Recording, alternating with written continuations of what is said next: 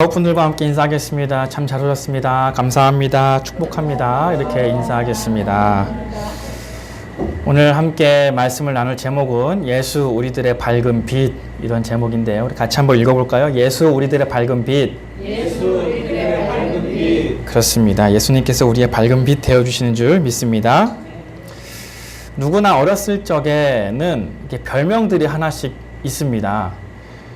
그 별명은 대부분 그 사람의 이름에서 이렇게 착안이 되거나 그 사람의 어떤 특징이나 행동으로부터 비롯됩니다.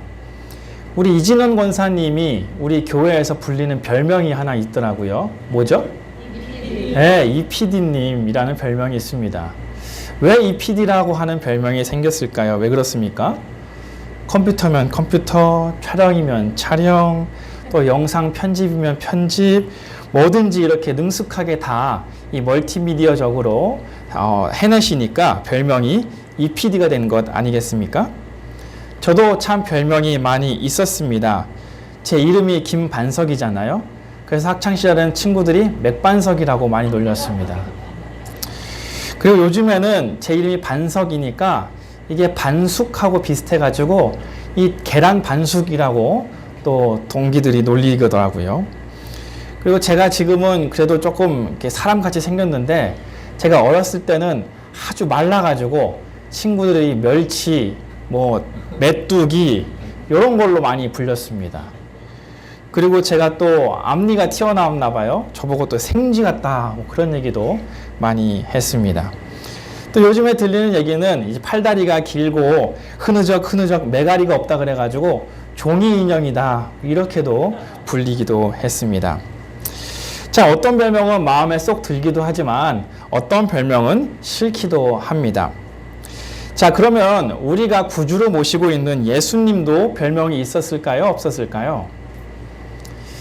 예수님도 별명이 있었습니다. 예수님도 별명이 있었는데 어떤 별명은 예수님 주변에 있는 사람들이 지어준 별명도 있고, 또 어떤 별명들은 예수님께서 스스로 정하신, 자칭한 그런 별명들도 있습니다. 대표적인 것이 바로 임마누엘이라고 하는 별명이죠. 누가복음 1장 23절에 예수님을 일컬어서 임마누엘이다, 그 뜻은 뭐예요? 하나님이 우리와 함께 계시다 라고 하는 별명을 지어줬어요. 또 예수님께서 어떤 별명이 있었느냐? 누가복음 7장 34절에 보니까 예수님을 향해서 어떤 사람이 뭐라 그랬냐면, 저 사람은 세리와 죄인의 친구다, 이렇게 별명을 붙여줬습니다. 이 별명이라고 하는 것은 아까 말씀드린 것처럼 그 사람의 이름이나 아니면 그 사람의 행동, 그 사람의 모습을 통해서 지어진다라고 했어요. 그래서 예수님께서는 우리와 함께 하시는 분이시고 또 연약한 자들의 친구가 되어주셨기 때문에 저런 별명으로 불리워지게 된 것 아닐까 싶습니다. 그런데 예수님께서는요, 이렇게 남에 의해서 지어진 별명도 있지만 스스로 지으신 별명들도 몇 개 있습니다. 그 대표적인 것이 바로 요한복음에 등장하는데, 예수님께서 스스로를 별명을 붙이신 것이 뭐가 있느냐?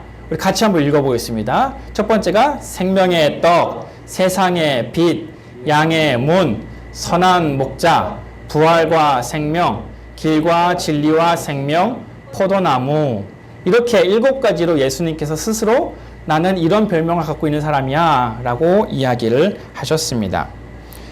오늘 말씀의 제목에서도 충분히 유추할 수 있다시피 오늘 우리는 이 두 번째 별명인 세상의 빛, 예수님께서 스스로 지으신 별명 중에 두 번째 별명인 세상의 빛에 대한 이야기를 해보려고 합니다. 예수님은 우리의 빛이신 줄 믿으시기를 바랍니다. 우리 참 이런 얘기를 많이 해요. 그래, 예수님이 세상의 빛이지, 내 인생의 빛이야 라고 이야기를 합니다만, 정작 이 세상의 빛, 예수님께서 빛이라는 그것의 의미가 무엇인지는 잘 곰곰이 생각해 본 적이 없는 것 같습니다. 그럼 과연 예수님께서 이 땅 가운데 세상의 빛으로 오셨다라고 하는 의미는 무슨 의미일까요? 오늘 우리는 예수님께서 이 세상에 빛으로 오셨다는 것을 크게 3가지 의미로 좀 나눠볼까 하는데, 하나님의 귀한 음성으로 듣고 귀한 깨달음을 얻는 귀한 시간 되기를 소망합니다. 첫 번째로 예수님께서 이 세상 가운데 빛으로 오셨다라고 하는 그 첫 번째 의미는 뭐냐면, 그 예수님께서 나의 죄를 직시하게 하는 빛이다 라고 하는 의미입니다. 예수님을 인격적으로 경험하는 사람은요, 반드시 거쳐야 할 과정이 있는데 바로 내가 죄인임을 인정하고 고백하는 과정이 필요합니다. 이것에서부터 바로 그리스도인의 첫걸음이라고 해도 과언이 아닐 것입니다. 그러니까 그리스도인이 되는 첫걸음은 바로 내가 죄인이구나 라고 하는 것을 깨닫고 직시하고 고백하는 것에서부터 그리스도인은 시작된다라고 할 수 있습니다. 예수님께서 나의 마음과 나의 인생과 나의 삶을 비춰주심으로 말미암아 이런 것들이 죄였구나, 그래서 내가 죄인이구나, 그래서 내가 예수님이 필요하구나 라는 것을 깨닫게 된다라고 하는 것이죠. 요한복음 3장 19절 20절을 같이 한번 읽어볼까요? 시작. 곧 빛이 세상에 왔을 때 사람들이 자기 행위가 악함으로 빛보다 어둠을 더 사랑한 것이니라. 악을 행하는 자마다 빛을 미워하여 빛으로 오지 아니하느니 이는 그 행위가 드러날까 하며. 아멘. 사람들은 누구나 유전죄라고 하는 것을 갖고 있습니다. 그래서 이 죄의 본성이 마음 가운데 다 있습니다. 그래서 이 사람은요, 천성적으로 죄악 가운데, 어둠 가운데 있기를 좋아합니다. 그런데 예수님께서 우리의 삶과 내 마음을 비춰주시는 빛으로 오심으로 말미암아 그 모든 어두움과 죄가 비춰진다라고 하는 거죠. 그래서 그 예수님께서 그 죄를 비춰주시고 내 마음 가운데 깨달음을 주심으로 말미암아 내가 죄인이었구나, 이것도 죄였구나 라고 하는 것을 고백하게 되는 것입니다. 제가 처음으로 예수님을 인격적으로 만난 것은 중학교 1학년이었습니다. 중학교 1학년 때 어느 큰 체육관에서 열리는 청소년 연합 여름 수련회에 참석한 적이 있습니다. 그때 참석한 청소년들이 대략적으로 기억은 안 납니다만 그 체육관이 꽉 찼던 것으로 추측해 볼 때 한 500명 정도 모이지 않았을까. 500명에서 1000명까지는 안 될 것 같고 그렇게 많은 청소년들이 모였던 집회입니다.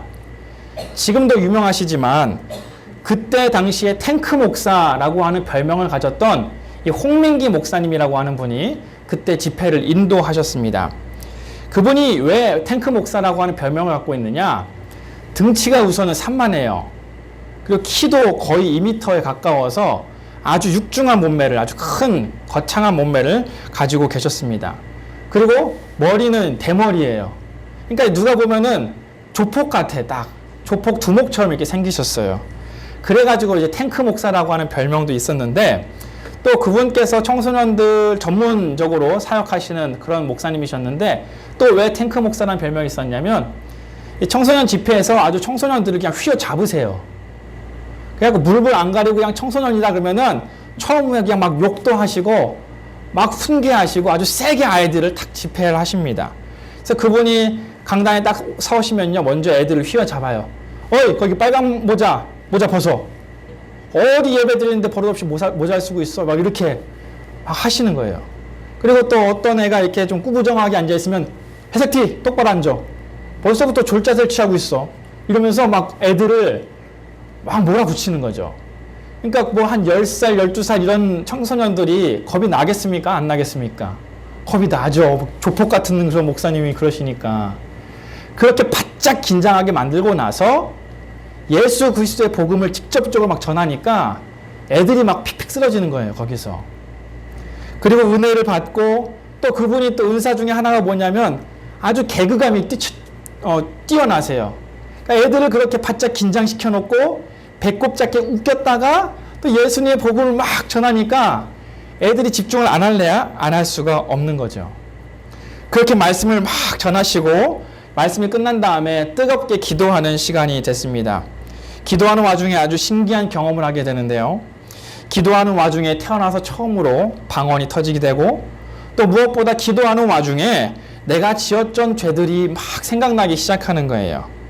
내가 지금까지 기억하지도 못했던 죄들이 막 생각나기 시작하면서 그 파노라마 무슨 필름처럼 또 주마등처럼 눈 감고 기도하는 와중에 내 죄들이 막 스쳐 지나가는 겁니다.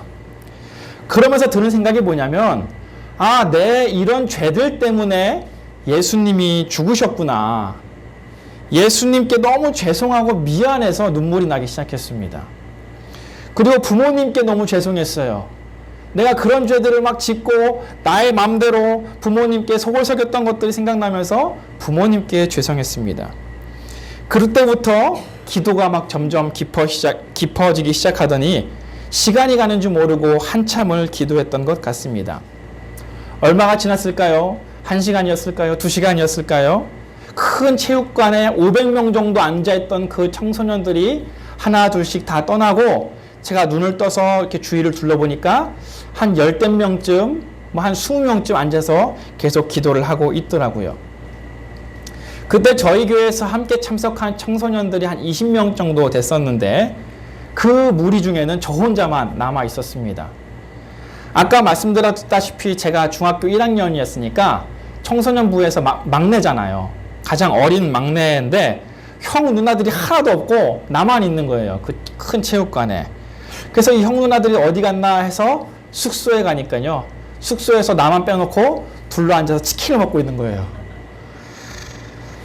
그런데 그렇게 눈이 충혈돼서 형 누나들을 바라보고 있는데 형 누나들이 저를 보면서 빨간 눈을 보면서 놀려요. 야, 쟤 울었나 봐 하면서 막 놀리더라고요.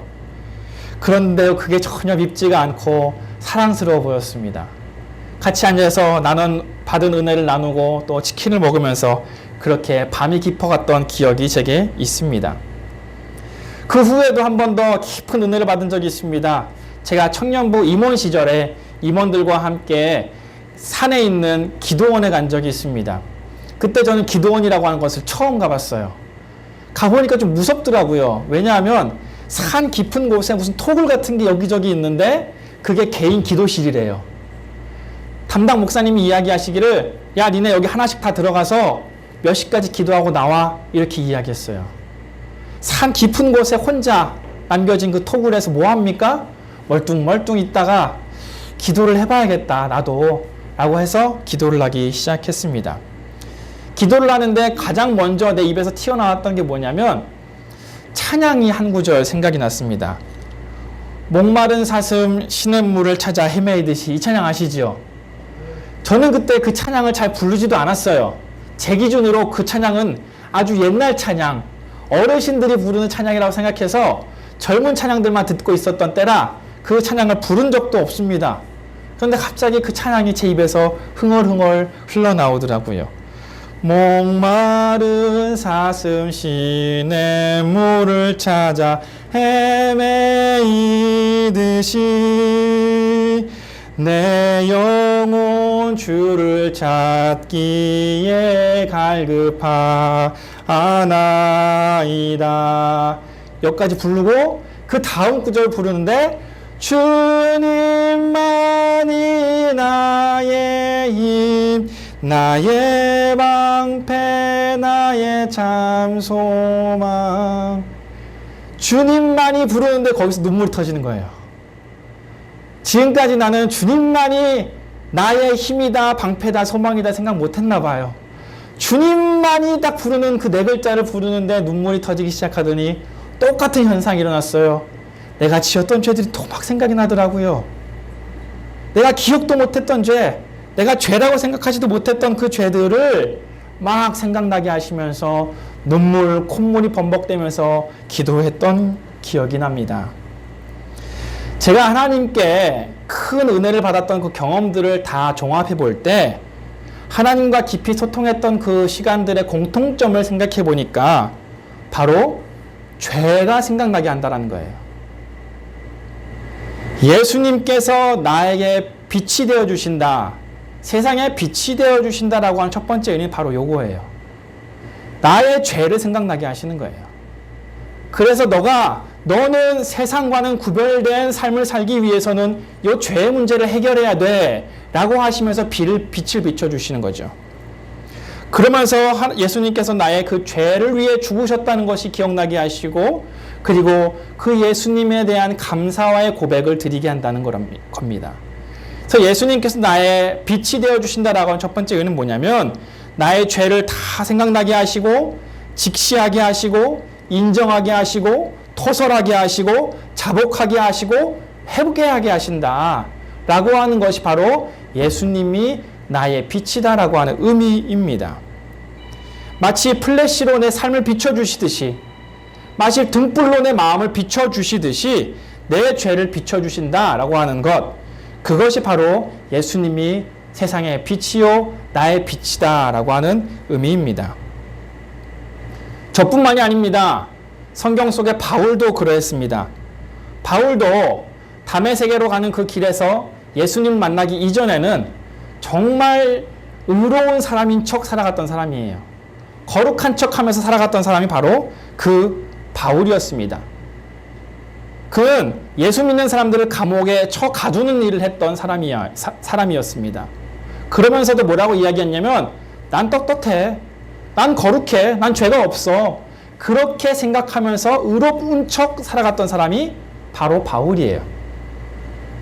심지어 스데반이라고 하는 사람을 돌로 쳐 죽이는 일에 가장 앞장섰던 사람이 바로 바울이에요. 다른 말로 이야기하면 지금 바울은 간접적인 살인을 한 거예요. 그러면서도 이야기하기를 난 죄가 없어, 난 그거 죄라고 생각 안 해, 난 떳떳해, 난 할 일을 했어 라고 생각했던 사람이 바로 회개하기 전 바울, 예수님을 만나기 전에 바울의 모습이었다라는 거예요. 그런데 그 바울이 빛이신 예수님을 만나고 나니까, 빛이신 예수님을 경험하고 나니까 그의 입에서 뭐라고 고백하냐면, 죄인 중에 내가 괴수다 라고 고백을 하는 거예요. 그 전까지 그는 내가 죄인이라고 생각한 적이 없어요. 난 오히려 떳떳해, 난 거룩한 바리새인이야 라고 생각했던 바울이 빛이신 예수님을 만나니까 뭐라고 고백해요? 같이 한번 읽어보겠습니다. 시작. 죄인 중에 내가 괴순이라. 내가 죄인이다. 근데 그냥 죄인도 아니고 내가 죄인 중에 우두머리다. 우두머리다. 그렇게 고백을 했던 것을 보게 됩니다. 예수님께서 빛으로 오셨다는 첫 번째 의미는 뭐냐? 나의 죄를 직시하게 하는 빛이다. 그 빛으로 인해서 내가 죄인임을 깨닫게 되고 그 죄인임을 고백하게 되게 된다라고 하는 것입니다. 바라기는 오늘 우리가 그 빛이신 예수님을 만남으로 말미암아 우리의 모든 죄를 직시하게 되고 지금까지 내가 생각하지도 못했던 죄로 여기지도 않았던 그 죄까지 인정하고 자복하고 회개하는 은혜가 있기를 간절히 소망합니다. 그래서 이제 더 이상 죄인이 아니라 의인의 반열에 설 수 있는 우리 모든 등대교인들 되시기를 주님의 이름으로 축복합니다. 두 번째로 예수님께서 빛으로 오셨다라고 하는 그 의미, 그 두 번째 의미는 뭐냐면 어두움과 두려움을 몰아내는 빛이다라고 하는 의미입니다. 다른 말로 이야기하면 예수님이 우리의 삶을 비춰주시면 우리 마음 가운데 있었던 어두움과 두려움을 몰아내 주신다라고 하는 의미입니다. 오늘 본문 말씀 5절 말씀 같이 한번 읽어보겠습니다. 시작. 빛이 어둠에 비추되 어둠이 깨닫지 못하더니. 그리고 9절과 10절 말씀도 같이 한번 읽어봅니다. 시작. 참 빛 곧 세상에 와서 각 사람에게 비추는 빛이 있었나니 그가 세상에 계셨으며 세상은 그로 말미암아 지은 바 되었으되 세상이 그리를 알지 못하였고. 아멘. 저는 빛과 어두움이 공존하는 것을 한 번도 본 적이 없습니다. 무슨 말이냐면 칠흑같이 어두운 어두움이 있을 때 거기에 빛을 비추게 되면 어두움은 사라진다는 거죠. 등대를 한번 떠올려 보십시다. 등대를 비추기 전에 바다는 아주 캄캄합니다. 그래서 등대 불빛은 돌아가요. 한 곳만을 비추지 않습니다. 그러면은 등대가 비추는 그 구역만큼은 어두웠던 그 영역이 사라지고 밝은 빛이 찾아오게 됩니다. 그런데 다시 등대불이 돌아가게 되면 그 밝은 빛은 사라지고 뭐가 다시 찾아와요? 어두움이 찾아온다는 거죠. 이것이 바로 어두움과 빛의 상관관계입니다. 빛을 비추게 되면 어두움은 사라지고 빛이 사라지면 다시 어두움은 찾아오게 되어 있습니다. 마찬가지입니다. 우리 마음도 마찬가지예요. 그래서 우리가 세상과 예수님을 같이 동시에 섬길 수 없다라고 하는 이유가 바로 거기 있습니다. 로마서 8장 5절 같이 한번 읽어봅니다. 시작. 육신을 따르는 자는 육신의 일을, 영의 알 낳는 영의 일을 생각하나니. 말씀에서 이야기하는 게 뭐냐면 육신을 생각하는 사람은 육신을 따르게 돼 있다. 어둠을 따르는 자는 어둠만 따르게 돼 있다. 반면에 영의 일 생각하는 사람은 영을 따르게 된다. 빛을 따르게 된다라고 하는 거죠. 그러니까 우리는 예수님과 사단 마귀를 동시에 섬길 수가 없어요. 빛을 비추든 어둠 가운데 거하든 한 가지만 해야 된다. 할 수밖에 없다라고 하는 것입니다. 그러기에 예수님께서 우리 삶을 비추시면 그 가운데 있었던 어두움은 사라지게 되는 줄 믿으시기를 간절히 소망합니다. 반면에 우리가 예수님을 잃어버리면 다시 우리 마음 가운데 사단 마귀의 영인 어둠의 영이 찾아오게 된다라고 하는 거예요.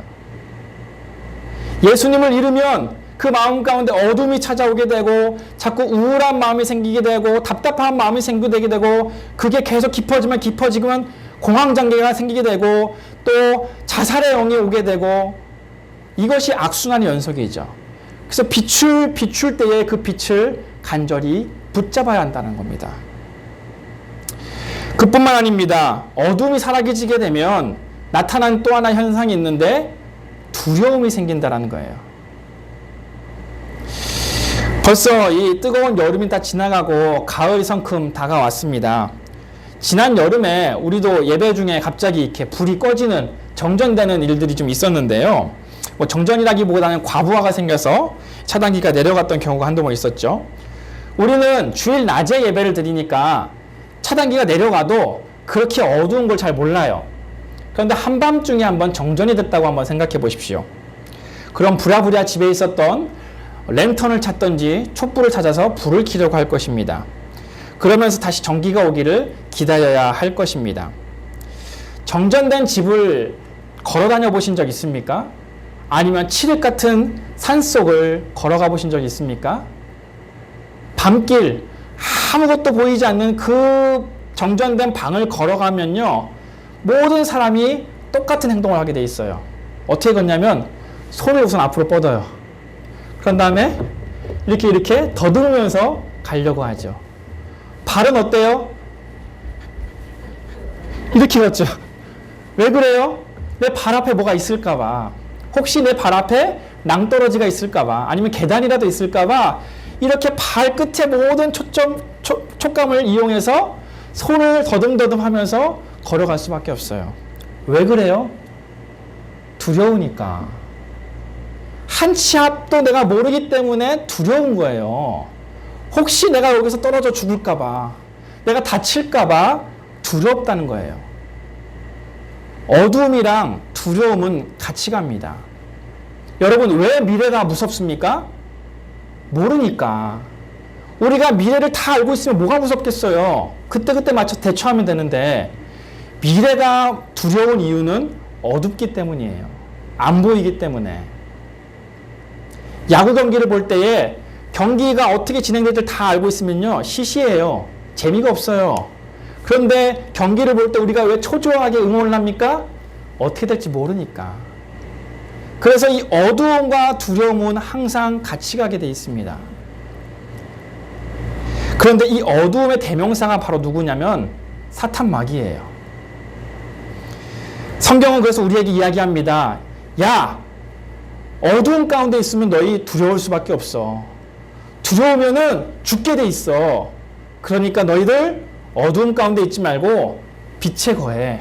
낮에 거해라. 이렇게 이야기합니다. 데살로니가전서 5장 5절 같이 한번 읽어봅니다. 시작.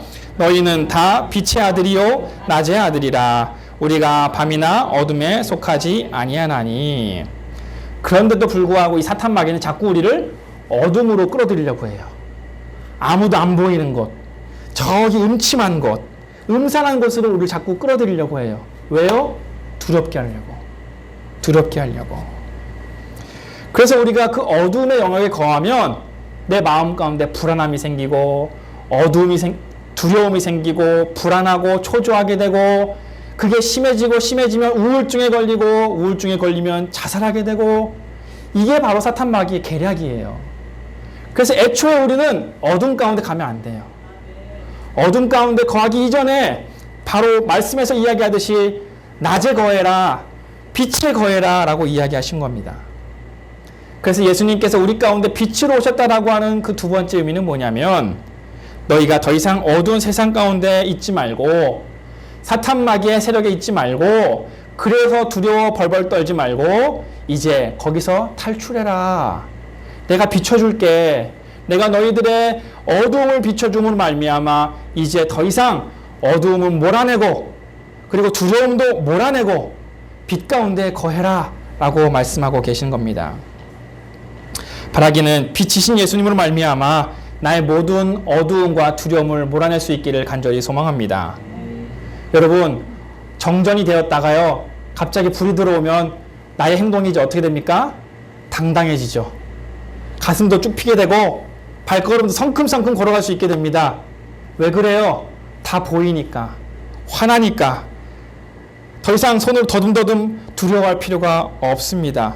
왜 그래요? 빛이 어둠을 몰아냈고 두려움을 이겼기 때문입니다. 빛이 어두움을 승리했기 때문입니다. 우리 영혼의 문제도 마찬가지입니다. 혹시 우리 가운데 아직 해결하지 못한 어둠의 문제, 두려움의 문제가 있다면 나의 빛이신 그 예수님을 내 마음 가운데 모시고 그 예수님의 이름을 의지함으로 말미암아 모든 어려움과 어두움과 두려움을 몰아낼 수 있는 저와 여러분이 되기를 주님의 이름으로 축복합니다. 예수님께서 빛으로 오셨다라고 하는 세 번째 의미는 뭐냐면 예수님께서 그 빛을 비춰주심으로 구원의 길이 어디 있는지를 알려주신다라고 하는 거예요. 오늘 말씀 12절 말씀 같이 한번 읽어보겠습니다. 시작. 영접하는 자 곧 그 이름을 믿는 자에게는 하나님의 자녀가 되는 권세를 주셨으니. 이 말씀은 기독교 복음에서 가장 중요한 말씀 중에 하나입니다. 요한복음 3장 16절이 가장 중요한 핵심 복음이라고 이야기하는데 이 말씀도 그에 못지않게 아주 중요한 말씀입니다. 다시 한번 읽어볼까요? 시작. 영접하는 자 곧 그 이름을 믿는 자들에게는 하나님의 자녀가 되는 권세를 주셨으니. 하나님의 자녀가 되는 근거가 뭐래요? 영접하는 자 그리고 그 이름을 믿는 자는 하나님의 자녀가 될 수 있다. 다른 말로 구원의 길을 갈 수 있다라고 이야기하십니다. 여러분 이게 뭔지 아세요? 미로찾기입니다. 미로찾기는요 출발점과 도착점이 어디 있는지는 다 알아요. 여기도 보니까 초록색이 출발이고 갈색이 도착점인 것 같아요. 그래서 출발과 끝은 어디 있는지 다 알아요. 그런데 출발에서부터 끝으로 가는 그 길은 너무 다양해요. 때로는 가다가 보면요 막힌 길이 나오기도 합니다. 때로는 양갈래길이 나오기도 해요. 그래서 출발점에서 끝까지 도착점까지 가는 길은 밖에서 보기엔 너무 쉬워 보이지만 막상 길을 찾아 들어가면 너무나 다양하고 복잡한 것을 우리는 잘 알고 있습니다. 이 구원이라고 하는 것도 마찬가지예요. 우리가 구원이 뭔지는 다 알아요. 아, 구원. 예수님과 함께 동행함으로 천국 가는 거 그 구원이라고 다 압니다. 그런데 구원으로까지 가는 그 길은 여기저기 말들이 많아요. 어떤 사람은 이야기합니다. 많이 베풀고 선행을 많이 해야 구원받을 수 있어 이야기합니다. 어떤 사람은 헌금 많이 해야 구원받은 거 아니야? 이렇게 이야기합니다. 어떤 사람은 한 주도 빠지지 않고 교회 가야 구원받을 수 있다 이야기합니다. 이처럼 구원받는 것에 대해서 여기저기 말들이 많습니다. 어떤 사람은 석가모니에게 구원이 있다. 어떤 사람은 알라에게 구원이 있다 이야기합니다. 이처럼 구원은 너무 쉬운 것처럼 보이지만 막상 구원으로 가는 길은 어디인지 헷갈리고 모호할 때가 참 많다라는 거죠. 구원으로 가는 길은 마치 이 미로찾기와 같은 건데 예수님께서 우리에게 빛이 지어 주신다라고 하는 그 세 번째 의미는 뭐냐면 예수님께서 그 구원으로 가는 길을 몸소 비춰주시고 알려주신다라고 하는 겁니다. 예수님께서 구원으로 가는 길을 비춰주셨는데 그 구원으로 가는 길은 뭐냐? 바로 자기 자신이었습니다. 예수님께서 12절 말씀에서 이야기합니다. 다시 한번 읽어보겠습니다. 시작. 영접하는 자 곧 그 이름을 믿는 자들에게는 하나님의 자녀가 되는 권세를 주셨으니. 아멘. 영접하는 자, 예수님을 믿는 사람은 구원받을 수 있어 라고 그 구원의 길을 명확하게 제시해 주셨습니다. 요한복음 14장 6절 말씀도 같이 한번 읽어볼까요? 시작. 예수께서 이르시되 내가 곧 길이요 진리요 생명이니 나로 말미암지 않고는 아버지께로 올 자가 없느니라. 아멘. 예수님께서 구원으로 가는 길을 비춰주셨는데 뭐라고 이야기하시냐? 내가 그 길이야. 예수의 이름을 믿을 때에, 예수님을 영접할 때에 다른 사람이 아니라 예수님의 이름으로 말미암아 우리가 구원을 받을 수 있다라고 이야기해 주십니다. 바라기는 미로찾기에서 엉뚱한 곳에 길을 찾지 마시고 예수님을 믿음으로 말미암아, 예수님을 영접함으로 말미암아 구원의 바늘에 오를 수 있는 우리 모두가 되기를 간절히 소망합니다. 예수님께서 빛으로 오셨다는 그 세 번째 의미는 바로 그거예요. 예수님께서 구원의 길을 비춰주셨다라고 하는 겁니다. 말씀을 정리합니다. 예수님께서 2000년 전에 이 땅 가운데 빛으로 오셨습니다. 그런데 그 빛으로 오셨다는 그 의미는 뭐냐? 첫 번째, 나의 죄를 직시하게 한다. 내가 죄인임을 고백하게 한다. 그래서 내가 예수님이 필요하다는 사실을 깨닫게 한다라고 하는 거고요. 예수님께서 빛으로 오셨다는 두 번째 의미는 그 예수님이 나의 주인으로 되어주심으로 말미암아 내 마음 가운데 있었던 모든 어두움과 두려움을 몰아낼 수 있다. 더 이상 나는 죄 가운데 거해서 벌벌 떠는 게 아니라 당당하게 빛 가운데 우리가 거하는 것처럼 가슴 피고 당당하게 발걸음도 아주 그냥 씩씩하게 걸어갈 수 있게 됐다라고 하는 의미입니다. 예수님께서 이 땅 가운데 빛으로 오셨다라고 하는 세 번째 의미는 그러므로 말미암아 이제 우리는 저 천국 본향을 향해 나아갈 수 있는 구원의 길이 어딘 줄을 알게 됐다라고 하는 겁니다.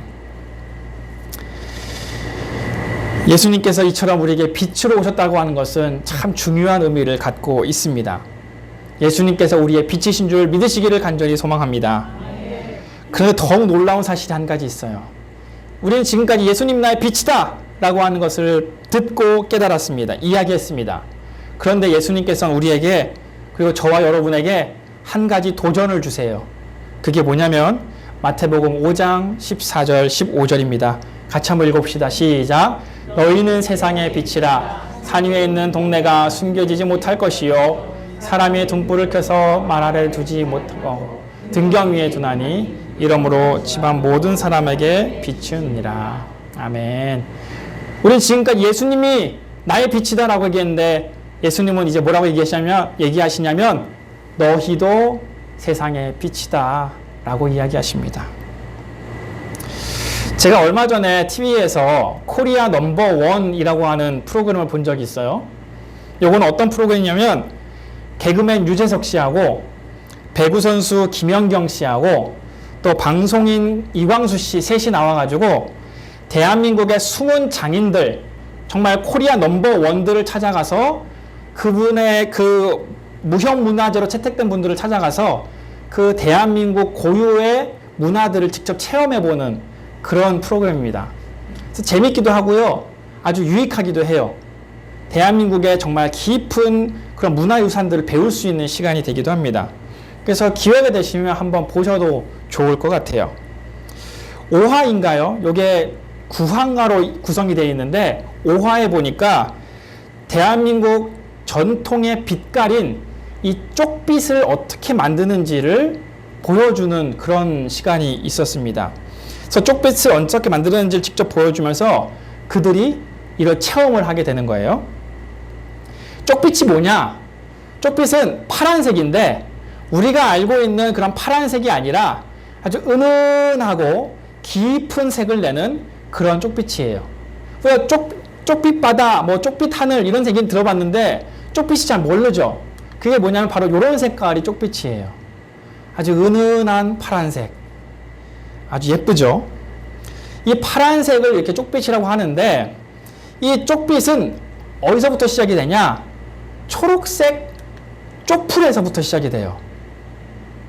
파란색부터 시작할 것 같은데 그게 아니고 초록색 풀에서부터 시작한다라고 하는 거죠. 그래서 이 쪽풀을 한가득 재배해가지고 뜯어다가 가지고 옵니다. 그런 다음에 물에 헹궈요. 그런 다음에 그 쪽풀을 큰 항아리에 이렇게 담아요. 그리고 물을 아주 끝까지 담굽니다. 그리고 이틀 동안 놔두면요, 풀이 썩겠죠. 그래서 여기서 무슨 냄새가 나냐면 똥 냄새가 난대요. 썩은 데가 막 진동을 합니다. 그래서 그 썩은 내가 손에 묻으면 일주일 동안 고약한 냄새가 난다고 할 정도로 아주 고약한 냄새가 납니다.